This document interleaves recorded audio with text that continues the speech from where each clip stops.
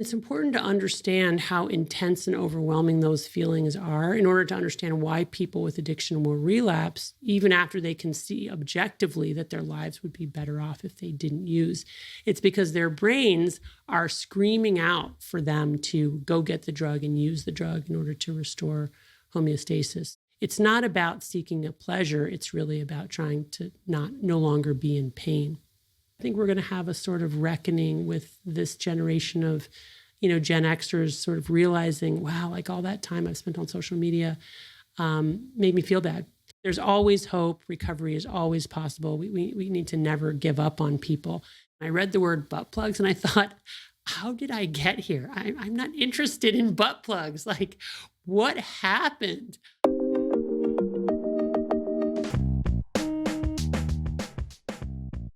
So, softcore vampire porn novels, eh? Yeah, that's right. That's how it all began for me. Tell me about that, because that's not your usual foray into most brain science. I mean, at least as far as this podcast is concerned, most people don't dive into it because they got addicted to Twilight or whatever. So way to embarrass me up front, but that's how we go. So, somewhere in my early 40s, which was some years hence now, I did get addicted to romance novels.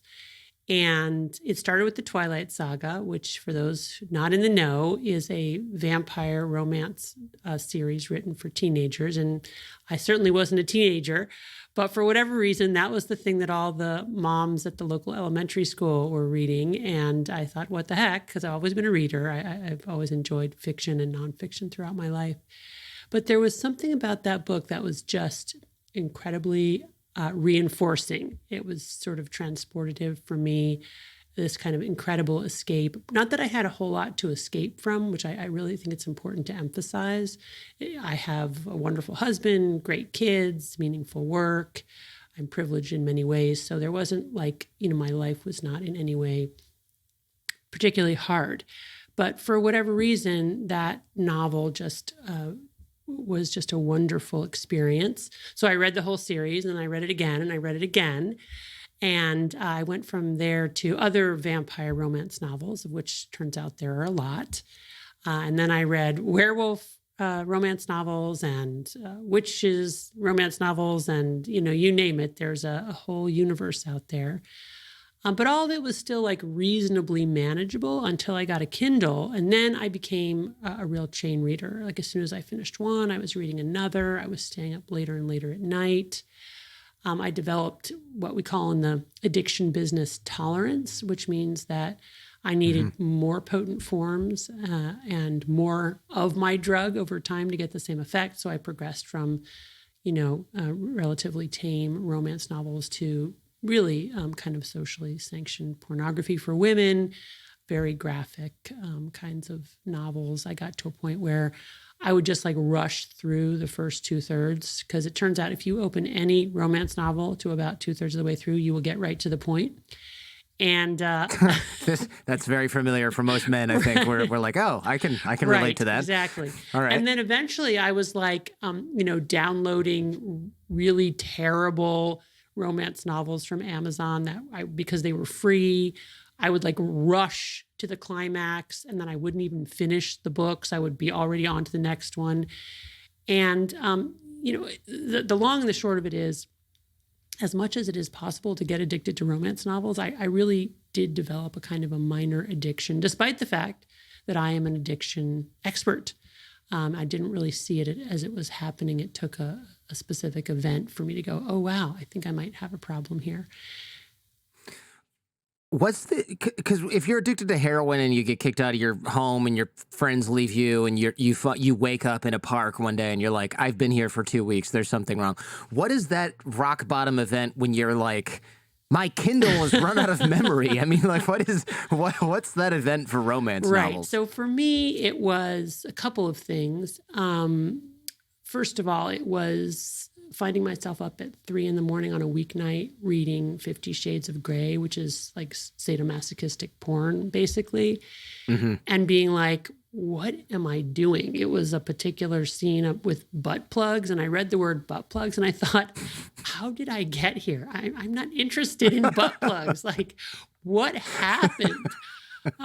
So that was sort of a low for me. But then it was also, just some of the behaviors where, we went on a family vacation where we rented a beach place with some friends of ours. And I spent most of that weekend hiding, in my room reading romance novels. It became the most salient thing for me, the most interesting, compelling, pleasurable thing. Other things became less pleasurable. And then one day I even brought a romance novel to work and was like reading it in the 10 minutes between patients. And some of that, all of that sort of swirling around together at one point, even that, frankly, I didn't realize. But the tipping point for me was, when I actually was in a role play with a student where I had to be a patient, and the psychiatrist who's a student was supposed to, get me to think about behavior change. So he said, well, is there a behavior in your life that you'd like to change? And I said, well, I hadn't pre-planned it, but in that moment I was like, oh yeah, I think I'd like to, change my late night reading habit. I did not share with this young person what I was reading. I just said my late night reading habit. And he said, oh, well, how is that interfering with your goals and your values? So, very vaguely describe that.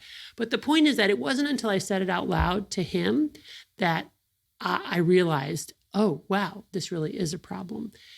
And the next day I couldn't unsee it. So to get back to your question, though, addiction is a spectrum disorder. People who are way on one end of that spectrum, I think, we could all agree there's a serious problem here. People who are on the other end of that spectrum, there could be an enormous amount of debate. Like, is spending all weekend long watching sports on television to the exclusion of spending time with your family, is that an addiction? Is that a passion, a hobby?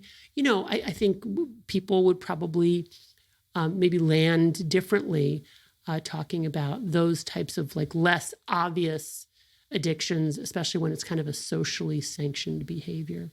Sure, like work, zero inbox. Yeah. I'd love to see my dopamine levels when I finally close out that last starred email. I know that it spikes because I tell my wife about it. I'm done. There's no starred left. She's like, cool. There's cold chicken on the table, you weirdo.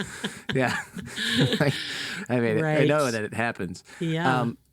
But this is interesting, and what it says about dopamine and addiction is kind of terrifying. Look, the romance novel thing is kind of a funny admission, and it's good for you that you had that random exercise where you were forced to think through this example, and it turned out to be something that you really wanted to get through. But I think we need to define addiction then, because I think most people will say things like, well, you're not really addicted to work because you don't get sick when you stop doing it, or romance novels, yeah, okay, fine, it's hard for you to stop, but you don't chain yourself to a stump in the middle of the woods to come down from romance novels, right? Like a heroin addict or something like that might do. So can we define addiction more clearly? It. Okay, so addiction is defined as the continued compulsive use of a substance or behavior despite harm to self and or others. In the Diagnostic and Statistical Manual, there are 11 criteria that we use. The more criteria that you meet, the further you are on this mild, moderate to severe spectrum of addictive disorders. The criteria are somewhat physiologic, in terms of do you have tolerance? Do you need more of your drug over time to get the same effect? Do you have withdrawal? Do you have psychological and physical manifestations when you stop? But most of the criteria have to do with what we call the 3 C's: control, compulsion, and consequences. Is your use out of control in the sense that you plan to use a certain amount and then you're repeatedly using more? Or you keep planning to cut back and the cutback just never happens or not consistently? Do you have compulsive use, which is to say, is there a level of automaticity in your use where your mind is really preoccupied with using, you're focused on it all day, you can't wait till you get it, you arrange your whole life around it? And then continued use despite consequences. So whether you see the consequences or only other people see the consequences, when they're pointed out to you, do you take that in and kind of process it and say, gee whiz, maybe I should change this behavior? Or do you find that you continue to use your drug of choice, whether a substance or behavior, despite those consequences? Importantly, there is no brain scan or blood test to diagnose addiction. This is based on phenomenology, that is patterns of behavior that we see repeatedly across cultures, across decades, across continents. That's interesting that there's no blood. I mean, of course, there's no blood test for it, but it seems like the definition is not so super malleable, but it certainly seems like there's a little bit of flexibility, which is, I think, why people use that to rationalize that they're not addicted to something, even if they know all about addiction, like yourself. You weren't immediately like, wow. I mean, if you were doing cocaine between patients, you'd be Right. like, I have an addiction and I need to go get help for this right now. Right. Right. But you're like, I'm just reading. I'm just reading a book, whatever. Right. That's Well, I mean, interestingly, I wasn't even having that conversation with myself. Right. So that's the extent that denial can take. I wasn't even saying, oh, gee, I'm in the 10 minutes I have, instead of contemplating the case or writing it up or reading about it or preparing for my next patient, I'm just compulsively wanting to escape myself and where I am. So there's not even the conversation happening. But yeah, I mean, here's the thing. Even though there's no blood test or brain scan, it doesn't mean that addiction is not biological. It's actually highly biological.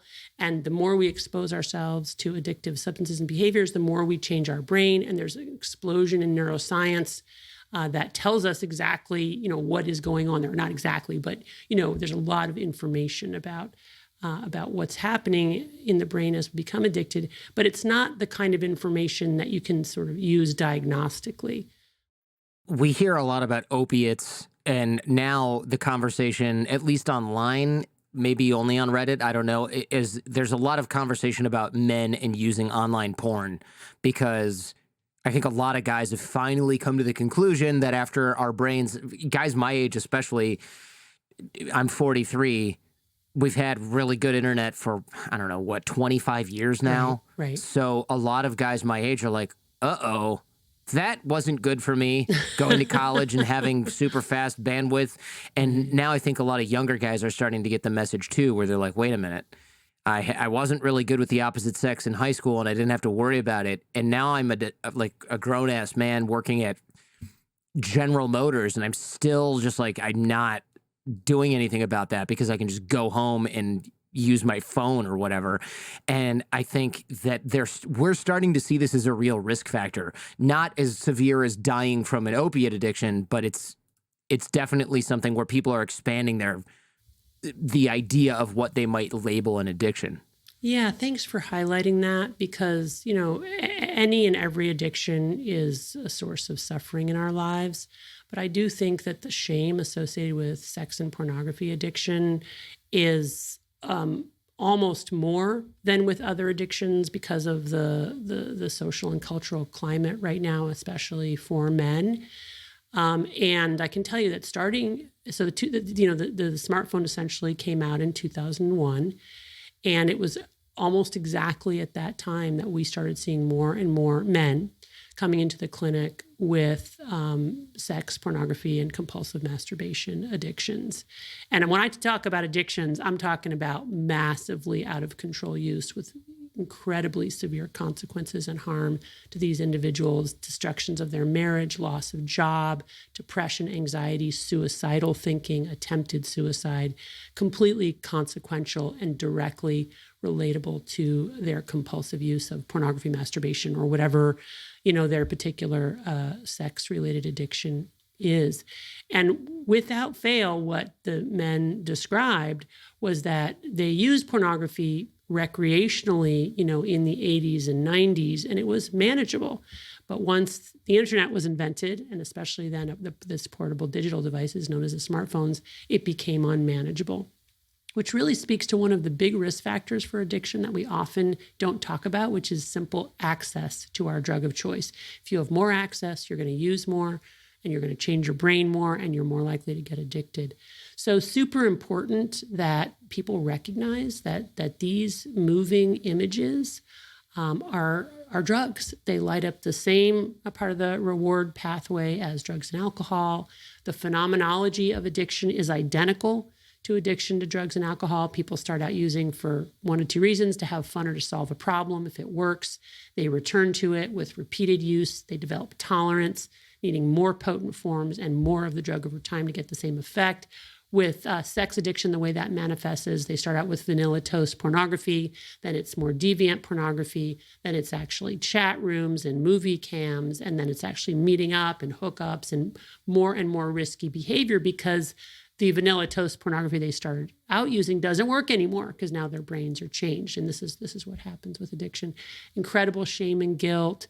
And then when people stop, a physiologic withdrawal. So people have, I've seen with sex addiction, when people, what we ask for is for them to abstain from orgasms with themselves and others for 4 weeks as sort of the initial intervention. And people will have nausea, vomiting, headaches, not to mention the kind of universal symptoms of withdrawal from any addictive substance, which are anxiety, irritability, depression, anxiety, those types of things. Wow. And you're right. Drugs are digital now, right? Porn, gambling. Right. I think for some people, video games probably. Oh, for sure. We see a lot of that. You hear about, there's actually, among gamers, there's kind of this, I'm not super familiar, but there's this kind of uproar because a lot of the companies have figured out how to, it's called loot. Have you heard of loot in games? It's where like I don't even know exactly how it works, but it'll be like you can get a different kind of character skin or uniform or gun or whatever and people get super addicted to this stuff, and they made it randomized and they do all the things to get your brain kind of excited about the uncertainty. And there'll be people who make like $37,000 a year spending $8 or $10 or more $1,000 on Fortnite skins and character stuff. Oh, yeah. Yeah. I mean, this is well known. It's sometimes referred to as the gamification of gaming. It's the treasure chests. It's all the things that you can win if you either put up money or spend more time on the site. One very interesting patient that I had told me that he had gambled recreationally for years and actually never had a problem with it, was always able to manage his gambling with money. But what really led to a severe addiction was a game online that didn't involve real money. It was fake money. So it wasn't even real money that he was winning or losing, but that he got in the cycle of it and just got so addicted to the betting around the fake money that what was happening was that all his time and attention was being usurped by the game. So it doesn't even have to be real money for people to get addicted to it. Yeah, it's crazy. I mean, the Kindle book thing is also wild, which is a good reminder for our show fans to use our links in the show notes to buy your softcore vampire porn and support the show when purchasing things from Amazon. But I remember my language arts teacher in middle school saying, be careful of marijuana, not because marijuana is bad for you. I smoked marijuana when I was young. She was kind of like this, hippie woman who was probably in her 50s, 60s back then. And she said, but now it's so much more potent. Before, it was just crap that grew in a field and people would plant the seeds that fell out of the bag they bought, and that was their marijuana plant. And now it's all like genetically engineered and crossbred, and it's 43% THC instead of 1 or whatever they had back in the 60s. And she's like, and processed food is going to be the same thing. We didn't have Cheetos back then. We ate cheese, and you didn't, that was it. You stopped when you were full. Now it's tricking your brain. And I feel like she was right. Now that I read things like Dopamine Nation, they are trying to figure this out so that it's more potent. And more accessible. Your teacher was prescient. There's no doubt about it. I mean, what we've seen now is that almost every aspect of human experience has become drugified in some way. By that, I mean it's been made more potent. When things are more potent, they release more dopamine, our reward neurotransmitter, more quickly in the reward pathways in the brain. Drugs are more accessible. So, we can get them 24/7 delivered to our doorstep. They're more bountiful, so they don't run out. There's no natural stopping point. If you think that if cocaine were as abundant as TikTok, we would have many, many more cocaine addicted individuals. And then there's also novelty.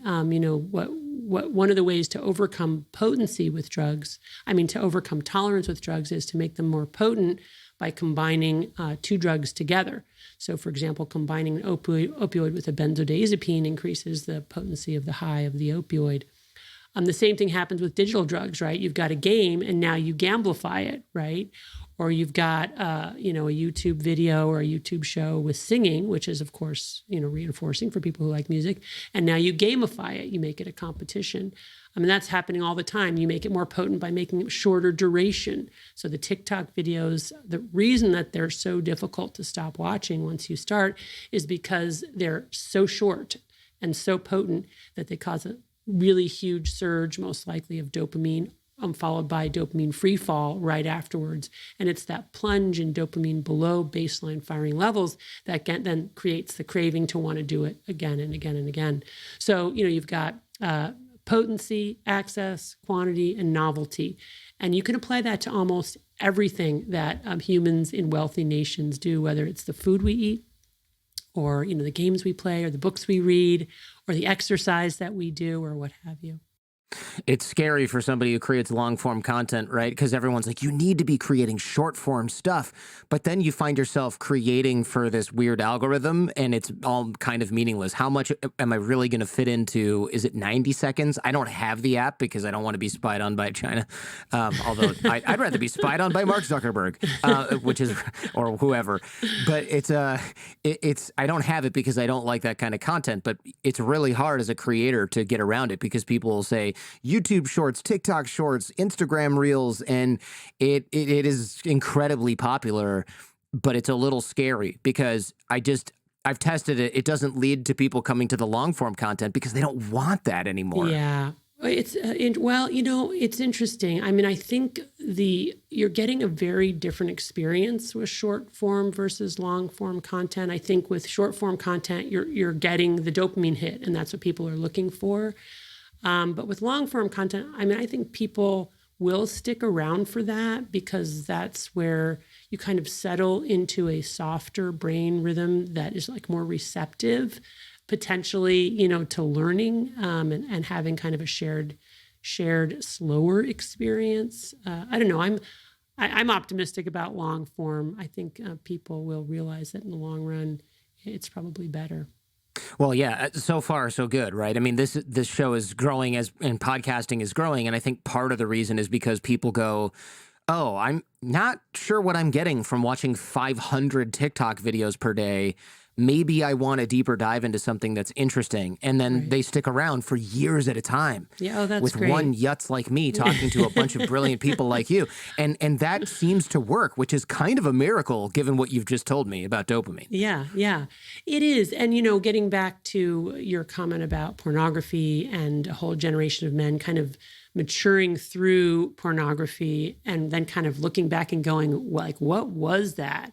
And changing course, that's very encouraging. There's you may be or may not be aware, but there's a no FAP movement.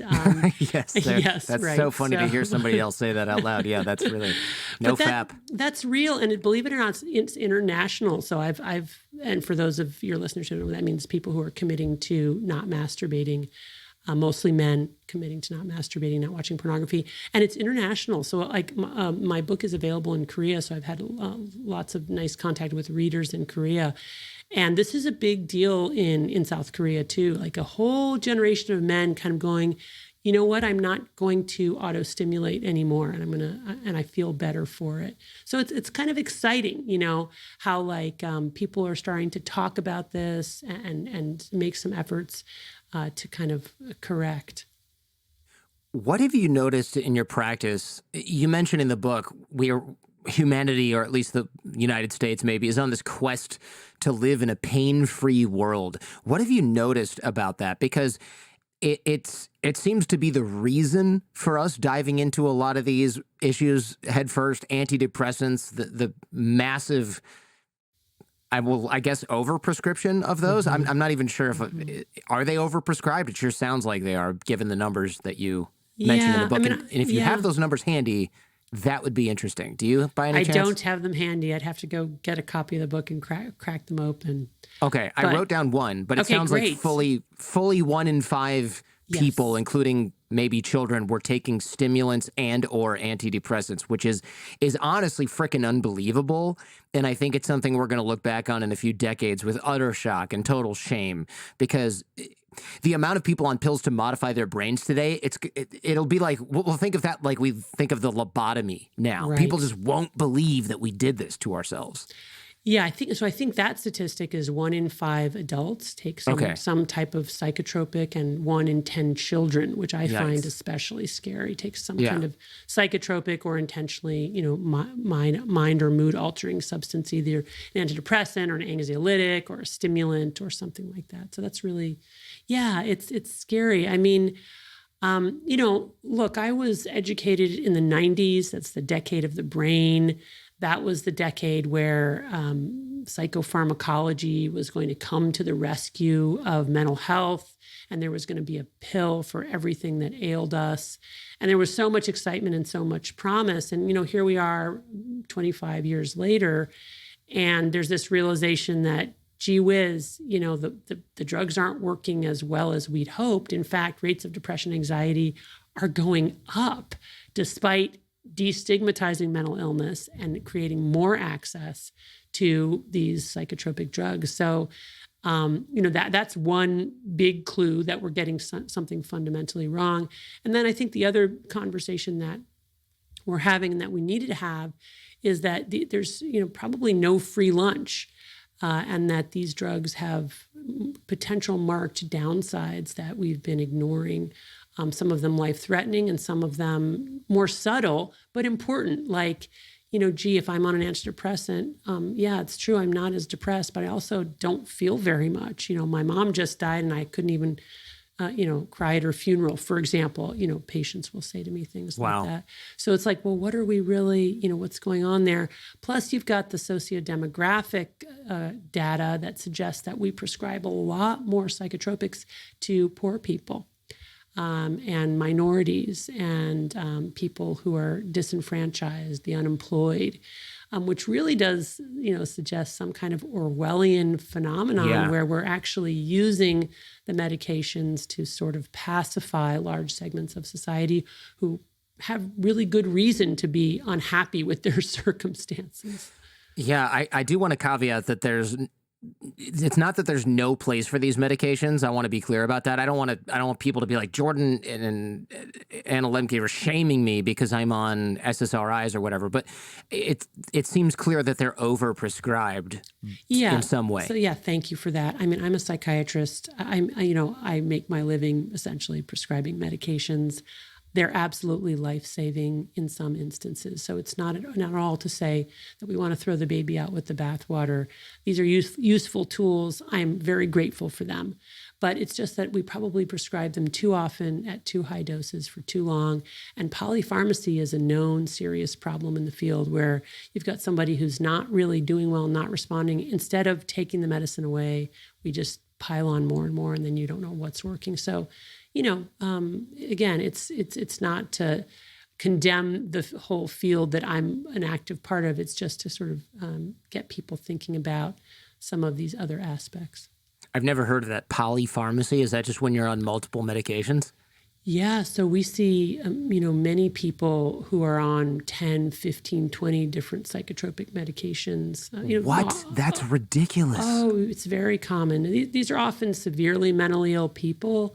And, it's not the intention is to try to help them. But obviously, when you're on that many different meds, you just don't know what it's doing anymore. Yeah. How do they even know that that's not interacting? I mean, it just seems so complicated. I wouldn't even take 20 vitamins, right? That just seems dangerous to me. Well, I just saw a patient yesterday who was on like 10 different psychotropics and 10 different vitamins that a vitamin doctor had recommended. So, I always say, like, I don't know much about vitamins. So, I mean, I guess if there's if they're all in vitamins are, they're all in like one thing. I guess I'm sort of exaggerating here, but a drug that says this one makes you feel better, but it's, this one helps with the side effects of the other one, and you hear about that. But I thought, okay, 3 or 4, gosh, that's a lot. But 15 to 20 is, I just don't understand. It just seems impossible to manage that. You'd need a computer algorithm to make sure you weren't creating another substance just in your stomach that's causing your liver to die or something like that. I mean, it's partially a function of our dysfunctional healthcare system. You got somebody who's really suffering. The doctor doesn't know what to do. The medicines they're on may be helping, but it's not clear, but they're not doing well. So then you add another one thinking that may help. And then their insurance changes and they go see another doctor. And it's just really, there's so much churn in the system and there's so little psychosocial support that medicines are sort of like the default or the go-to, in our healthcare system. But we know that this kind of polypharmacy is not optimal. So sometimes what we'll do is we'll admit patients who are very mentally ill to the hospital solely for the purpose of getting them off of pretty much everything and starting over again and seeing what's underneath there. Oh man, hitting the reset button. So then they're just miserable during the withdrawal period and then you slowly add things back in. These poor people. I know in the book you said Americans report being unhappier in 2018 than in 2008. And here we are, halfway from there to 2028, I guess. Americans frequently report being in pain, physical or otherwise. And you said in the book that you think this is in part due to our obsession with avoiding feeling uncomfortable or feeling pain. What do you mean by that? Are we talking about physical pain or are we just talking about everything in general? Talking about both physical and mental suffering. I talk a lot in the book about sort of the basic neuroscience of how we process pleasure and pain. And it turns out that pleasure and pain are co-located in the brain. So the same parts of the brain that process pleasure also process pain. They work like opposite sides of a balance. I mean, that's an oversimplification, but it really gets at the heart of how we manage those fundamental reflexive systems. And what happens when we do something that's really pleasurable, it releases dopamine, our reward neurotransmitter, in that reward circuit, and that balance tilts to the side of pleasure. But there are certain rules governing that balance. The first and most important is the balance wants to remain level, which is what neuroscientists call homeostasis.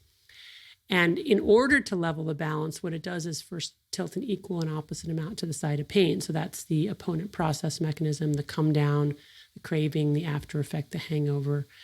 I like to imagine that as these neuroadaptation gremlins hopping on the pain side of the balance to bring it level again, but they like it there. So they don't get off when it's level, they stay on until it's tilted to the side of pain. Now, if we wait long enough and we don't repeat that behavior or ingest the substance again, those gremlins hop off and homeostasis is restored. But if we continue to expose our brain repeatedly to highly reinforcing substances and behaviors, those gremlins essentially multiply until there's enough to fill this whole room. And now we're entering into addicted brain or a kind of chronic dopamine deficit state, where in order to compensate for all of the reinforcing substances and behaviors that our brains were not evolved for, because our brains were evolved for a world of scarcity and ever-present danger, what we've done is we've sort of changed our hedonic or joy set point by downregulating dopamine transmission into this below normal threshold. And I think that's what we are doing both individually and as nations. We're exposing our brains to so many pleasures and we're so insulated from pain that our brains are essentially reeling in an effort to compensate. And they're doing that by downregulating all those feel-good neurotransmitters. And that's important if it's true, because it means that the intervention is going to be very different, right? Our main mental health intervention now is like, you're uncomfortable, make yourself more comfortable, right? You're experiencing pain. Oh, you can't be experiencing that pain. We need to give you a pill or do something else to take that pain away. But, because of the way that pain and pleasure work like these opposite sides of a balance, the truth is that will never work. And the more we try to make ourselves comfortable, the more we're going to end up unhappy. And instead, what we need to do is intentionally seek out challenging and even painful experiences to a degree and avoid intoxicants as a way to reset healthy dopamine levels. Wow. Okay. So there's a lot here. So hedonic set point is what our ability to experience pleasure normally, and then that goes well. Okay. So when we use something that goes down, vulnerability to pain goes up. Is this what addicts talk about when they say there's all right? I need X amount of heroin just to feel normal. It's not about getting high anymore. It's about just being able to function, and they have to shoot up to just like do anything.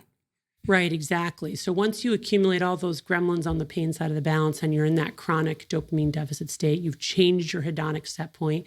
Remember, we're always releasing dopamine at a baseline tonic level, kind of like the heartbeat of the brain. But if we overexpose our brains to highly reinforcing substances and behaviors, our brains compensate by decreasing baseline dopamine release to this dopamine deficit state, visualized as the gremlins really camped out on the pain side of the balance. Now I need more of my drug in more potent forms, not to get high, but just to level the balance and feel normal. And when I'm not using, I'm walking around with a balance tilted to the side of pain, experiencing the universal symptoms of withdrawal, which are anxiety, irritability, insomnia, depression, craving.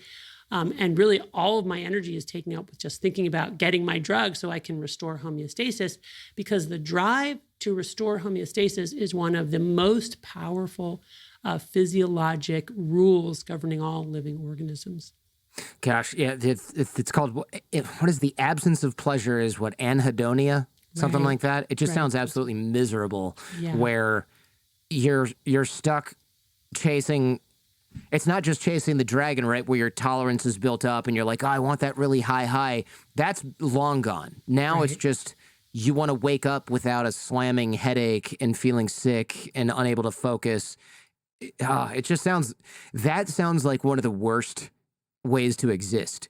You have to put this poison, illegal poison, into your body to just do anything without feeling awful. Right. And it's important to understand how intense and overwhelming those feelings are in order to understand why people with addiction will relapse, even after they can see objectively that their lives would be better off if they didn't use. It's because their brains are screaming out for them to go get the drug and use the drug in order to restore homeostasis. So it's not about seeking a pleasure. It's really about trying to no longer be in pain. Thanks for watching on YouTube. Remember, you can also enjoy The Jordan Harbinger Show on Apple Podcasts, Spotify, or wherever you listen to podcasts. Our podcast feed is a treasure trove of insights from intellectuals, authors, spies, artists, athletes, pioneers, engineers, former mafia bosses, and business leaders, all sharing their secrets to success. For more information, click the link in the description. Now, back to the show. What scared me in the book is drugs like Adderall, which a ton of people take, increase dopamine output by 1,000%. And I took Adderall in law school because a lot of people were doing it, and I took the ADD test, and I was like, this is, yeah, sure, I have ADD, and now I can function and study really hard. And I just, it was 20 years ago, I was not thinking about this kind of stuff at all. And I felt so good while I was on it, but I thought it was because, wow, this is how normal people feel every day. They're just so focused. My ADD really is a disability. This is crazy. And now I realize, no, it just my brain is just bathing in dopamine at the time. And that was not how normal people feel at all. That's how drugged up amphetamine addicts feel, because that's what I was taking. Yeah, so this is an important point because it highlights a fallacy, in the mental health field, which is that if you take a medicine and it does for you what it was intended to do, so then you must have the disorder that the medication was meant to treat. So, for example, if you take attention deficit disorder, and it is true that people with that label probably do have a different processing brain, a different way of processing information than other people. Now, whether or not we should label that pathological, people can disagree, and I might even disagree with that. I think it's a different way of processing, but not necessarily a pathological way of processing. But what we've done is we said, take this stimulant. Oh, does that help your brain process in this more neurotypical way? If it does, then you must have ADHD. But the truth is, if you gave anybody a stimulant, or most people a stimulant, they would be better at a certain kind of sustained attention and repetitive behavior that stimulants promote. You don't have to have ADHD to get that effect. So that kind of backward causal thinking, I think, permeates psychiatry and mental health, and it isn't really a good way to think about it. I will say that, I do prescribe stimulants to a few rare patients who have shown that they really benefit from it. But I also do it in the context of opening the discussion about, the pros and cons. Because again, there's no free lunch with any of these medications. And even people who can manage their stimulants and report benefit will admit that it makes them more anxious. It gives them more insomnia, that there's a come down in their mood, and those are really important to acknowledge because, there's a tipping point where you reach it where it's like, well, really, is it really worth it? Plus, of course, there's the risk for addiction. Again, addiction is a spectrum disorder. Not everybody who is exposed to a stimulant is going to get addicted to stimulants. Not everybody who drinks alcohol is going to get addicted to alcohol. But there will be a subset of individuals who will go there, and it will be largely outside of their volitional control. You mentioned before that drug and alcohol use change the brain forever. In the book, there's a rats and cocaine example, and this is really... Well, a bummer is kind of an understatement, but this is really scary, I think, because it seems like no matter how much time off you take from a substance, you're just as vulnerable to it if you take it again, even years down the line. It's almost like the drug tattoos your brain in some way. So there's quite a bit of evidence, both in the animal literature, but as well as in our clinical, observation, that once an individual has become severely addicted to a substance or behavior, even after they've abstained and gone into remission or recovery for, in some cases, decades, if they're re-exposed to that substance or a similar related substance, that can reignite those addictive behaviors almost instantly. That is kind of, depressing. But I think it's important to just acknowledge that that's very often the case. Not in every case. I mean, humans are really complicated, and our brains we're only at the sort of brink of understanding what's happening. So again, none of these things are 100%, ever. But in most people, that is the case. What we think happens with recovery is those damaged areas probably never repair themselves, but people are able to create new neural networks that route around those damaged areas. So I always like to emphasize that recovery is real. Recovery, happens on a neurological level. Recovery is robust. People will get into recovery from even very severe addictions and remain in recovery for the rest of their lives. But they'll always probably remain vulnerable. And so it's good to keep that in mind. Earlier, you mentioned that we live in this world of abundance, but our brains are evolved for scarcity. In the book, you write that we're cacti in the rainforest and we're drowning in dopamine. I think that's a really interesting metaphor because it really does seem like there's so much food around, there's so many drugs around, there's so much whatever online. It sounds like from reading the book, though, it takes more pleasure now to produce dopamine and less injury or whatever to produce pain. So are we more fragile now? Has our ability to bounce back from things, has that been degraded by our environment? I think so. I think what we're dealing with now is a mismatch between our ancient wiring for processing pleasure and pain and the world that we have created, which is, in this era of the Anthropocene, where human activity for the first time in human history has actually changed the environment. We usually use global warming as the example of that, or whatever you want to call it, the way that we've polluted our environment.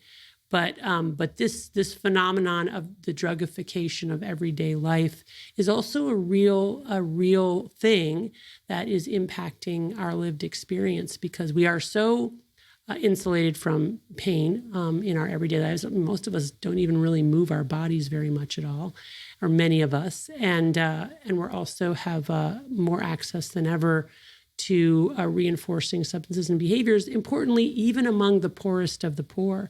So we have more leisure time, more disposable income, more access to luxury goods, and now with the internet, instant access to digital drugs, which can have the same effect.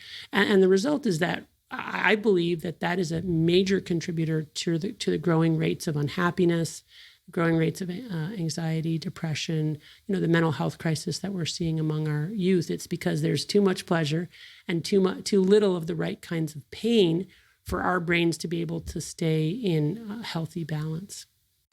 The gambling example you gave in the book was really interesting and counterintuitive. I think you'd said something along the lines of the dopamine reaction in gamblers was highest not when they won, but when the probability of winning and losing was about 50-50. So this, I never saw coming. So it seems like it's actually the uncertainty that triggers the dopamine hit, not winning money in the game. And gambling for me personally never really clicked. I felt kind of good when I won, and I felt really dumb when I lost, and I only felt anxiety in between. So it wasn't hard for me to decide that that was not something I wanted to keep doing. You know, it was just like you go to a bachelor party, you make your piddly little $80 budget, and you sit there with your friends, and you're like, all right, this is me sitting with my friends. But I had no desire to stay up till 3 a.m. with the other, like the hardcore guys trading sleep for dopamine. Sports betting, same thing. I mean, it probably helps that I don't like sports. And as it turns out, being a giant dork has actually saved me quite a bit of money. but I wonder how social media compares to gambling with respect to the dopamine and the ups and the downs, but the uncertainty of what you're going to see on Instagram or TikTok, or whether people are going to like your stuff. Is that uncertainty at play here as well? Oh, absolutely. I think that's part of what makes social media potentially so addictive for some individuals. It's that, you can post and get a really positive response and get a, nice burst of dopamine and feel really good. But then the next time around, you post again, you don't get that response. And probably what's happening in the brain is not that then dopamine levels are neutral. They actually go below baseline, because we know that when we anticipate or expect a certain reward and we don't get that reward, that dopamine firing goes below baseline. And so if we are predisposed to be addicted to that activity, because people differ, as you yourself acknowledged, in terms of what their drug of choice is, if we're predisposed not to be addicted to that activity, well, we'll have that negative experience and we'll walk away, right? We'll say that wasn't any fun. But if we're predisposed to get addicted to that activity, we'll have that negative experience, and that will then motivate us to want to do it even more, to post even more, or to, in the case of gambling, gamble even more, spend more time there in order to bring dopamine levels back up and potentially above baseline again. That stuff scares me because it's hard to get a kid, for example, away from social media because they look at it like, I'm talking to my friends. This is how my friends interact. So you're ripping them away from their social circle. If you told your kid to stop vaping because it's bad for them, they probably know that. But if you tell them, hey, stop liking your friends' outfits on Instagram, they're going to be like, what is wrong with you? Why is dad so triggered by this stupid thing? Who cares? Yeah. I'm literally just telling my friend she looks good in a dress. And meanwhile, her brain is going crazy. Yeah, well, there's plenty of evidence now to show that the longer that people, including young people, spend on social media, the more likely they are to be depressed, anxious, unable to sleep, and generally unhappy. And I think that the field is coming to consensus that this is not just correlative, but actually causative. And that it's the time on social media that's driving those feelings of unhappiness, anxiety, depression, insomnia. And I think that there's even a slight shift among young people themselves. For example, my kids are in their teenage years, and a lot of their friends will actually say, I actually hate social media. Like, I want to stop, but I don't feel that I can. Or I have difficulty stopping, or I feel that my entire identity is there. Yeah. So, young people are beginning, sort of like the way you reported young men who lived through a certain period of time and looking back and going like, pornography may not be the thing. I think we're going to have a sort of reckoning with this generation of, Gen Xers sort of realizing, wow, like all that time I've spent on social media made me feel bad. And I want to try to change it. But as you say, very difficult, because when all your friends are hanging out there, if you do that, try to change it alone, you're alone. But there, for example, in California, there's a group of young people who call themselves the Luddites, and they've decided to not carry their phones around, and they're doing it together.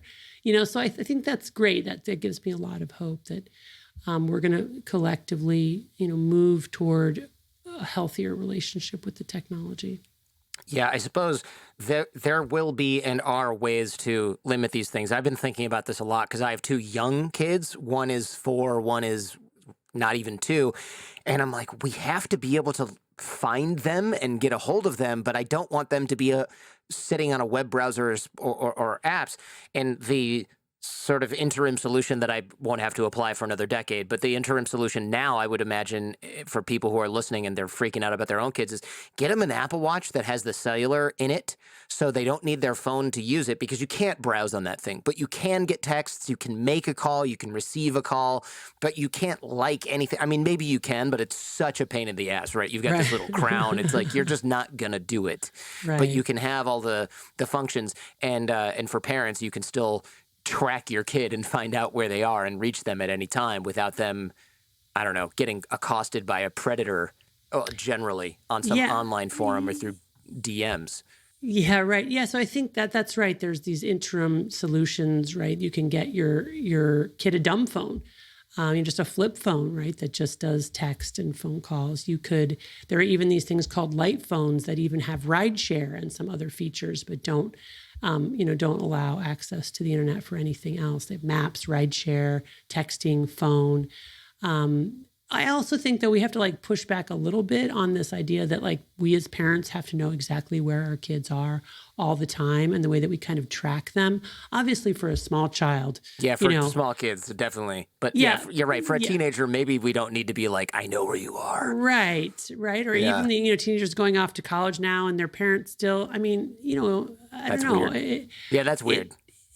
It's the culture in a way. It's just normalized. You could say, well, it's a nice way to keep families close, and that's partially true.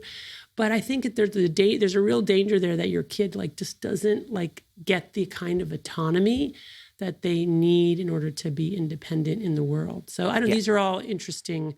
No, you're right. I don't want to know if my daughter's at a frat party, because I will not sleep until I see the dot float back to her dorm room or whatever. And this is a problem I'm going to have in 2 decades? I probably shouldn't even be thinking about this right now. Probably it's not. Not doing me any favors. There'll be something all new by the time you get there. Yeah, exactly. For sure. Addiction distorting our time horizons. This was an interesting bit in the book. I had no idea that addiction could do this. Can you speak to this a little bit? It's not just instant gratification, but there was all kinds of distortion of how we perceive time that I just never thought of. Yeah, so we really lose track of time when we're chasing dopamine. And in fact, that's part of the appeal, right? That we get lost in the space-time continuum. We're not thinking about schedules or what we have to do next or appointments. We're just sort of lost to time. But that's also really problematic, because we're on our phones and we think it's half an hour and it's really been 2 hours. And that's part of what contributes to the harm that's caused by these highly reinforcing substances and behaviors. The other thing that can happen is that we can engage in what's sometimes referred to as delayed discounting, where we overvalue short-term rewards and undervalue long-term rewards. So for example, if I offered you, $10 right now or $100 in a week, just to take an extreme example, you would probably choose $100 in a week. For sure. Right, as would most people. But if you are severely addicted to heroin, what experiments show is that many more people severely addicted to heroin would take $10 right now over $100 in a week. Not all of them, but many of them. At least the curve would be shifted. And what that says is that you're in a really different mental state when you are in an addiction, and you're liable, without even necessarily realizing it, to really overvalue short-term rewards and not only not be able to delay gratification, but not even to see the need for it. What I thought was very, very interesting was that growing up in resource-poor environments, as opposed to growing up in resource-rich environments, that also shifted the curve. So heroin aside, how we react to short-term needs, instant gratification, is completely different. So people, I think you or the researcher had tested people who grew up in slums, but I'm not sure, favelas. Yeah. Mm-hmm. They tended to gravitate towards instant gratification. And I started to think about that, and you think, okay, rap and a lot of hip hop is like, go get the money right now, like cash only, get it right now. And I remember when I worked in Detroit, I worked with a lot of people who were sort of adjacent to that, and they would get paid that night and they would go spend the money right away. And I was like, what are you doing? We just had a conversation about how you're sick of living with your mom or your car's broken and you can't, and you're like, yeah, but I want to go get this chain. I'm like, it's 3 a.m., man. It's 3 o'clock in the oh, the pawn shop or the pawn shop's open all day, all night. I'm like, just put it under your mattress and go to bed, for God's sake. And they like could not do that. And athletes going broke, right? For a lot of these guys grow up in that environment and they can't. The money is burning a hole in their pocket. And this was quite intuitive once you mentioned it in the book. I personally, I don't worry about resources. I know whatever it is I want is going to be there later. I didn't even want to pay the $10 to get my LSAT, which is the law school entrance exam. I didn't want to pay $10 to get my score a month earlier. And people around me were like, what are you doing? You don't know what your score is? And I'm like, they have to mail it to me. I'm not giving them extra money. Right. And it's just something I grew up being able to do because I grew up in a middle-class environment. I wasn't like, where's my next meal coming from? I wasn't worried about any of that. Others that don't have that certainty, this pattern is set growing up. But one, that's terrifying. But two, can this be reprogrammed, or do we just have to be careful forever if we grew up with less? If you grow up in a world of extreme scarcity where people are in survival mode, then to grab as much as you can, as fast as you can, of scarce resources is actually healthy and adaptive and increases your likelihood of survival in that environment. So it can be really difficult to make the shift to, an environment of plenty where those resources are going to be there tomorrow. It's hard to believe it when you've grown up in an environment where, you were taught that was not the case. But of course, people can shift. Of course, with repeated exposures of sort of letting the resource be there and seeing that it's not going to go away. People can make changes, but still those early experiences do have a powerful impact our whole lives. What can we do about some of this? It seems it's a little bit desperate, right? You mentioned earlier stopping the behavior for, was it 4 weeks? And is that what dopamine fasting is? Is that essentially? Yes. Tell me more about that, because easier said than done. Oh, just stop your addictive behavior for a month. Like, okay, I hadn't thought about that before getting arrested twice or getting caught by my wife or whatever, right? Yeah. Yes. I mean, much easier said than done. But what I hope is that once people understand what's going on in our brains, they will be more motivated to give it a try, whether with a substance or behavior that they know they have a problem with, or maybe a substance or behavior that they are not sure, or they even don't think they have a problem with, but maybe other people have commented that it's a problem. Giving it up for 4 weeks is about the average amount of time it takes to reset dopamine reward pathways. So to have those metaphorical gremlins hop off the pain side of the balance and have homeostasis be restored. And the reason that it's important to do that is because, number one, when we reset reward pathways, we're able to take joy in other more modest rewards again. And number two, we're able to look back at the impact of our drug use on our lives with more objective clarity. Because when we're in it, because of things like delayed discounting and losing a sense of space-time, we really aren't very good judges of the true impact of our use on our lives. It's only when we get some distance. I've often had patients who will come back after 4 weeks of abstaining and be shocked to look back at their former selves and how much energy and time and money they invested in chasing their drug. So it's really important to take a break, to give your brain a break. Even if after that break you decide you want to go back to using, which many of our patients do, but they almost all universally want to use differently. They want to use less. They want to have a different kind of attachment to their drug of choice, a healthier attachment. So I think it's a really important and well-informed experiment that people can just do, in their lives. Now, importantly, this is not something I would recommend for somebody who was so severely addicted that they could never stop on their own, right? They had repeatedly tried and just couldn't do it. Or somebody who was at risk for life-threatening withdrawal from a substance like alcohol or a benzodiazepine like Xanax or an opioid. Those are people who need a higher level of care, who need. You can die if you stop taking those? I didn't realize that you could die from that. Yes. So specifically alcohol and benzodiazepines like Xanax, Valium, Klonopin in particular, if you become very physiologically dependent, so you really change your brain physiology with repeated use, if you stop suddenly, you can experience a profound physiologic storm that can lead to death. In some instances, you can have seize and you can die. So Wow. for those kinds of drugs, people really need to see a medical professional and to be monitored and potentially get medicines to help them withdraw.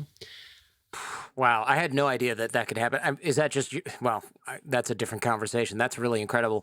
I think a lot of people, unfortunately, they just trade one addiction for another. I remember I went to a bunch of these meetings like NA and AA just to see what they were like because I was giving advice on my show and I was like, I should probably know what I'm recommending. And I had friends that were in there like, yeah, come with me. So I noticed that, for example, with AA, a ton of people were smoking and vaping outside of the meeting. And Right.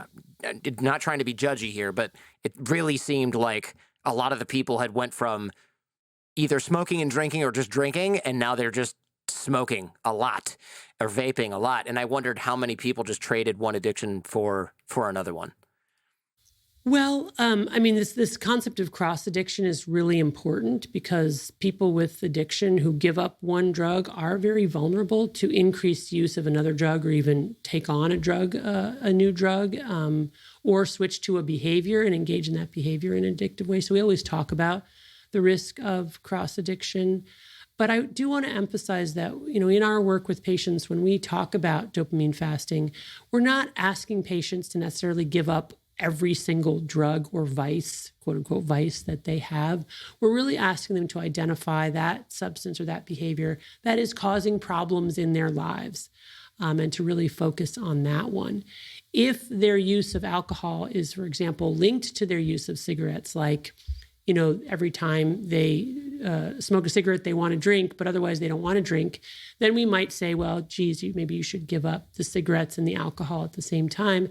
And in fact, there are a few studies showing that when people give up cigarettes and alcohol at the same time, they actually have better outcomes for both than if they try to give up one but not the other. And the hypothesis there is that as long as you're using anything that sort of pings your reward pathway, you're kind of setting yourself up for relapse, because all rewarding substances and behaviors work on the same final common pathway. They all release dopamine in the reward circuitry. But now, having said that, if somebody identifies in their life that like alcohol is super destructive to themselves and others, et cetera, but that nicotine, although yes, obviously harmful for health, is something that that they want to keep doing, we support patients in that. It's good that they're willing to give up the one substance, even if they're going to continue the other. We just really caution them against not increasing use of the other. And then over time, we will maybe re-enter the discussion like, well, you've been able to stop drinking. You're doing so much better. Do you want to take a look at quitting smoking or quitting cigarettes? What's very interesting is when people use cannabis and nicotine, they will almost always tell you that they want to quit smoking cigarettes, but they almost never want to quit cannabis because, cannabis is their medicine. So you have these funny cultural overlays too of sort of what's healthy, what's a medicine, what's a drug, what's addictive, what isn't. I know we talked about things like weed and food becoming more and more potent. I know for the last 20, 30, whatever years, there's been a lot of manipulation of drug formulations. Even Breaking Bad, right, was about the super methamphetamine. I don't know if you saw that series, but no, but my sons absolutely love that series. Well, so yeah, you might enjoy it. I mean, I'm sure I would. Yeah, I'm sure I would. With all the free time you have. Yeah. But I won't say it beats vampire porn, but it's pretty damn good. I bet it's way up there. Yeah. I know that law enforcement is also concerned about this. It's been a significant factor in the explosion of mental illness and homelessness in America, according to some of the sources that I saw. Just drugs being crazy, crazy potent, methamphetamine brain and things like that. Do you believe that there are some substances which are so disruptive to the brain that recovery is impossible or highly improbable? Or is that too catastrophic for Yeah. us? So, I mean, I always believe that recovery is possible. I have seen people with very severe addictions after decades of use get into recovery. So there's always hope. Recovery is always possible. We need to never give up on people. But it is true that the longer that people use their drug of choice and the more potent that drug, the more potential damage to the brain, which is the ultimate end organ that is being damaged by addictive drugs and behaviors. I mean, fentanyl is the perfect example. It's a highly potent opioid, 50 to 100 times more potent than heroin.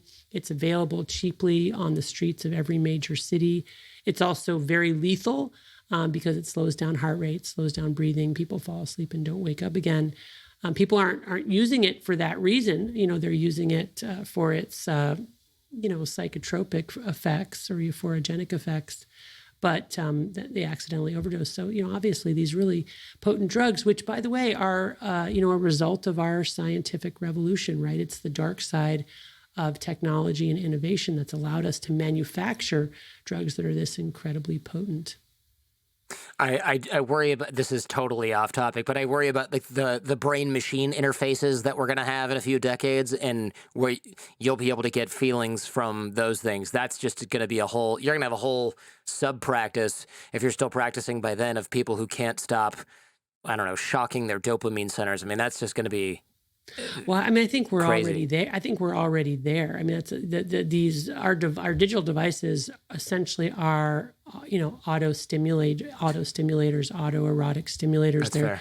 They're the ways in which we meet all of these deep physical and psychological needs without another human being, right? We're just doing it with a device. And I think it's a real danger, especially we have so many people who do live in isolation, who are experiencing loneliness. Now you've got a device that can sort of take care of your needs, which then contributes to more loneliness and isolation, people not really needing to go out to find other people to meet these basic human needs for connection. I mean, it's already upon us.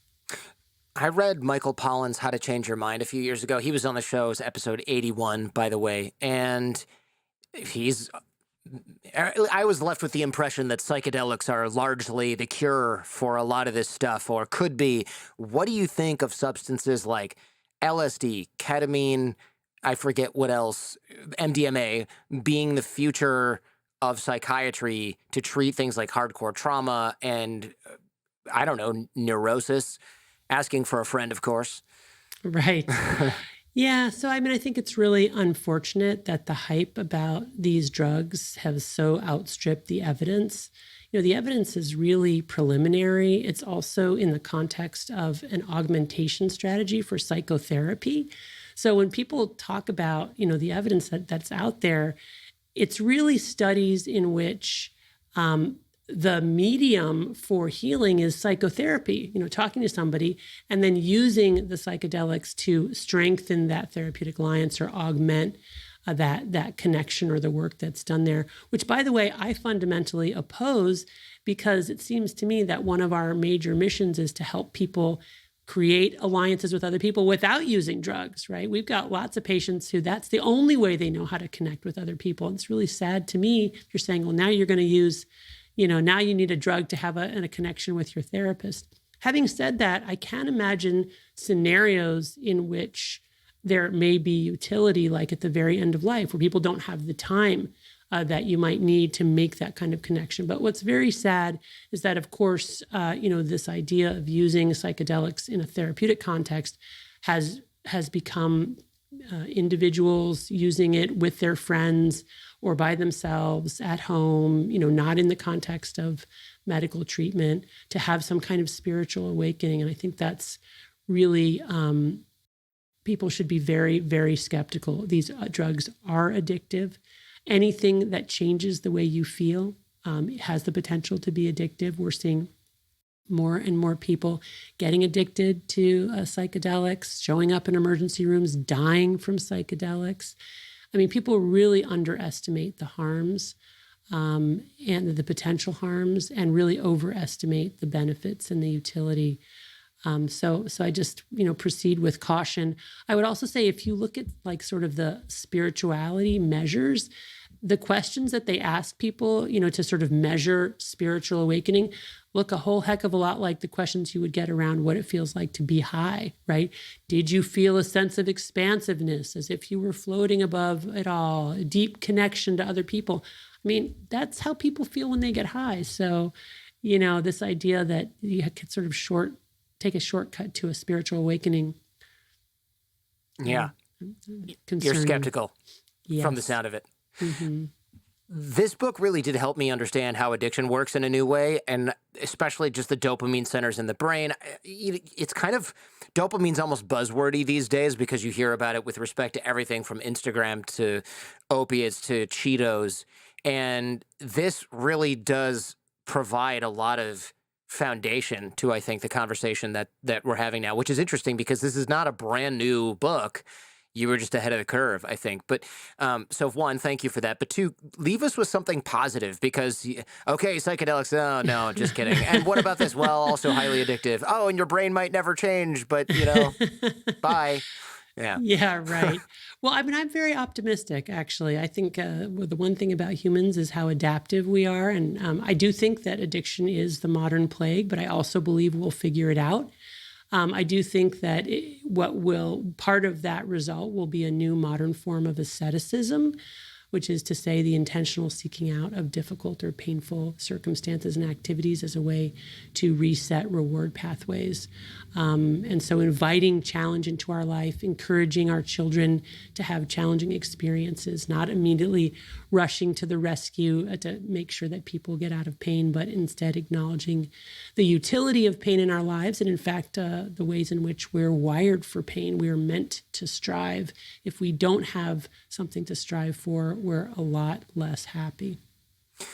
Thank you very much. Really appreciate your time and expertise. This is fascinating, even if it is a little bit terrifying. So I appreciate it.